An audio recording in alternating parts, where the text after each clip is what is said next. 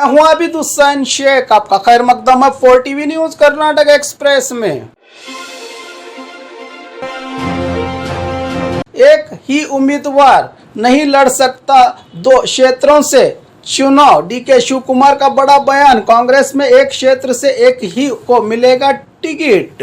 कर्नाटका में होने वाले विधानसभा चुनाव के चलते कांग्रेस टिकट के लिए राज्य भर से आए 1350 टिकट के आकांक्षियों ने 2 लाख और कईयों ने 1 लाख डीडी पार्टी फंड बना के अपनी अपनी अर्जियां दाखिल की हैं, जिससे कांग्रेस पार्टी को सिर्फ टिकट बंटवारे और पार्टी फंड के तौर पर कुल 25 करोड़ का पैसा जमा होने की बात पता चली है। इसी बीच कर्नाटका प्रदेश कांग्रेस कमेटी के अध्यक्ष डीके शिव कुमार ने कहा कि चाहे जितना भी लोग टिकट के लिए आए, लेकिन एक क्षेत्र से एक ही को टिकट दिया जाएगा। कुछ लोग 100 वोटिंग बूथ संभाल सकते हैं तो कुछ लोग 50 वोटिंग बूथ को संभालने की ताकत रखते हैं, तो वहीं कुछ लोग 10 वोटिंग को निभाने की ताकत होती है। ऐसे लोगों को चुनकर टिकट दिया जाएगा, कहा डीके शिव कुमार ने। अब कोई भी नेता हो 2 जगहों पर नहीं लड़ सकता चुनाव, साफ संदेश रवाना किया है कांग्रेस पार्टी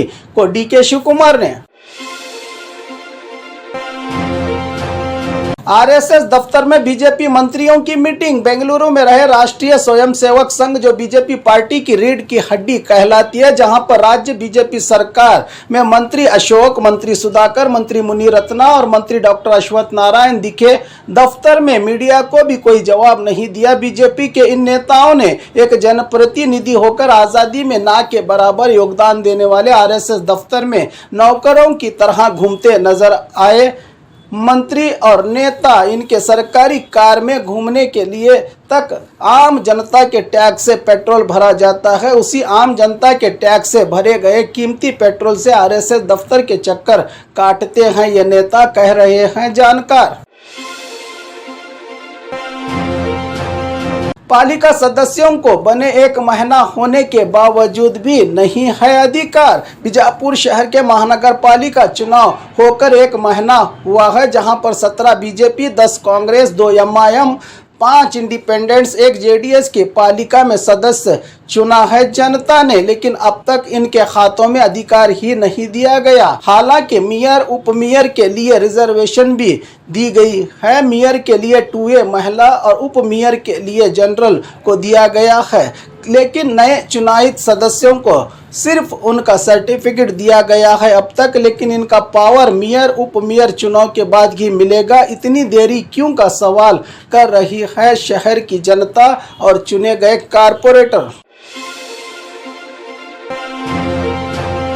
दूध के दाम बढ़ने पर कांग्रेस का प्रोटेस्ट। बेंगलुरु कांग्रेस भवन में केपीसीसी प्रधान कार्यदर्शी एस मनोहर ने केएमएफ की ओर से कल सरकार ने आदेश दिया कि हर लीटर पैकेट नंदनी दूध पर 2 रुपये बढ़ाया जाए, जो अब लागू भी हो चुका है राज्य भर में। लेकिन सीएम ने दूध के दाम नहीं बढ़ाने की बात कही थी, लेकिन आखिर में 3 के बदले 2 रुपये बढ़ाए ताकि आरएसएस वालों तक महंगाई के पैसे पहुंचाए जा सके। इस पर कांग्रेसी अपने चेहरे पर सीएम का मुखौटा लगाकर विरोध प्रदर्शन करने लगे हैं और सीएम को अपने पद से इस्तीफा देने की मांग की कांग्रेसियों ने। सुबह सवेरे राउडी शीटर पर चली पुलिस की गोली। बेंगलुरु नेलमंगला पुलिस की ओर से सुबह सवेरे राउडी शीटर के पैर पर गोली मार के गिरफ्तारी की गई है, जो कि राउडी शीटर राजन काफी दिनों से हत्या करके पुलिस की नजरों से छुपता फिर रहा था, जिसे पुलिस ने गिरफ्तार करने की कोशिश की, लेकिन पुलिस पर ही हमला करने पर बचाव के दौरान पैर में गोली मार के हॉस्पिटल में दाखिल करके इसके बाद जेल में भेजने की तैयारी में है पुलिस विभाग। कर्नाटका बस पर मराठी भाषकों की ओर से कालिक पोंछने का काम। पिछले कुछ दिन पहले कर्नाटका सीएम बसवराज बोम्मई ने मीडिया के जरिए कहा था कि महाराष्ट्र के जत जिले के 40 गांव कर्नाटका में जोड़े जाएंगे। इससे गुस्सा हुए अखिल भारत मराठा संघ के कार्यकर्ताओं की ओर से बेलगाम से औरंगाबाद गए कल्याण कर्नाटका बसेस को काले पेंट से जय महाराष्ट्र के बोल लिखकर विरोध जताया जा रहा है। नेता अपने सियासत के लिए बयाने देते हैं, लेकिन उसका अंजाम तो आम जनता को ही भुगतना पड़ता है। अगर दो राज्यों की लड़ाई में बस पर पथरा हुआ तो घायल आम आदमी ही होगा, ना कि नेता।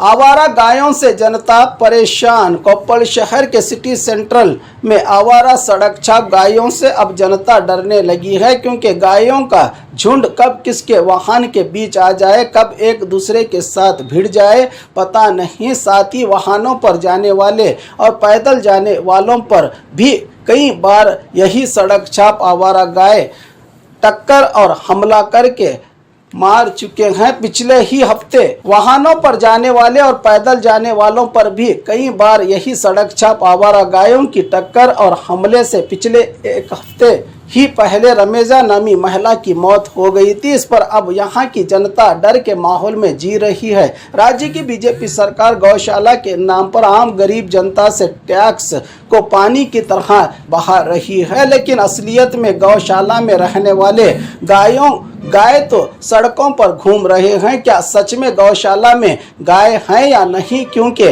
बाहर ही ज्यादा गाय दिखाई देते हैं, कह रही है जनता।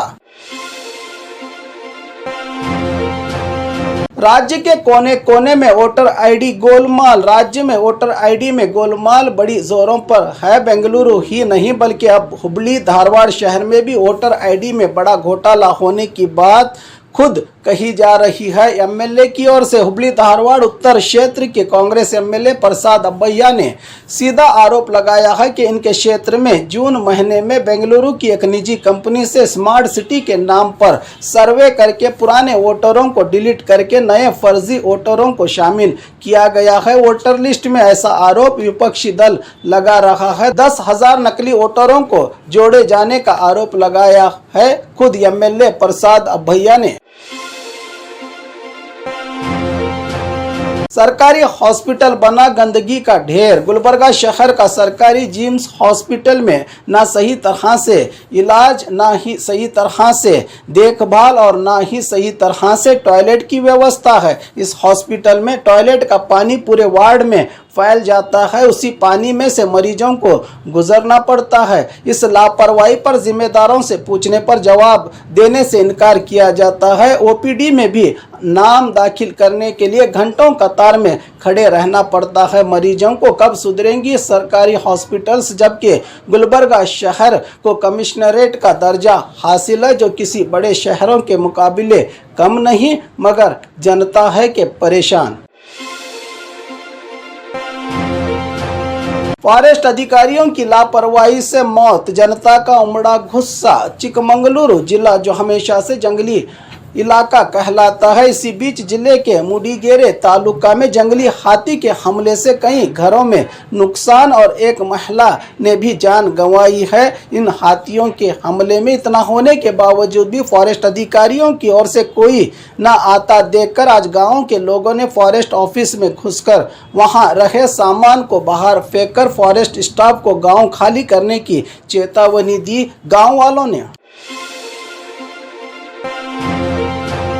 सरकार से परिहार न मिलने से नाराज, पटरी पर बैठकर विरोध। बागलकोट तालुका के शिगीकेरे गांव में बागलकोट कुर्ची रेल मार्ग बनाते समय सरकार ने यहां रहे किसानों की जमीन लेकर पटरियां बिछा दी। रेल भी अब दौड़ने लगे हैं इन पटरियों पर, लेकिन आज तक इन जमीन दिए लोगों को सरकार ने कीमत ही नहीं अदा की। सरकार ने थके और हारे लोगों की ओर से रेल पटरी पर बैठकर अपना हक मांगने की कोशिश की जा रही है। खबर मिलते ही मौके पर पहुंचे तहसीलदार और एसी रेलवे विभाग के अधिकारियों के साथ बहस में लग गए पीड़ित लोग। अगर हमारा हक हमें नहीं मिला तो इसी पटरी पर जान देने की चेतावनी दी है प्रदर्शनकारियों ने।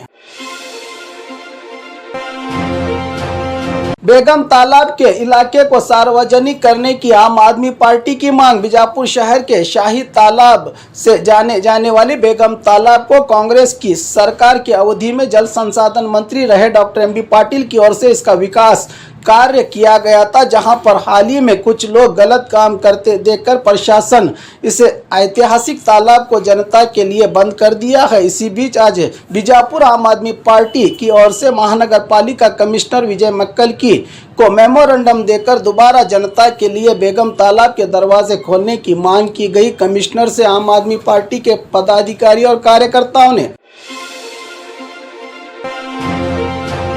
और खबरों के लिए देखते रहिए 4 टीवी न्यूज़ कर्नाटक एक्सप्रेस।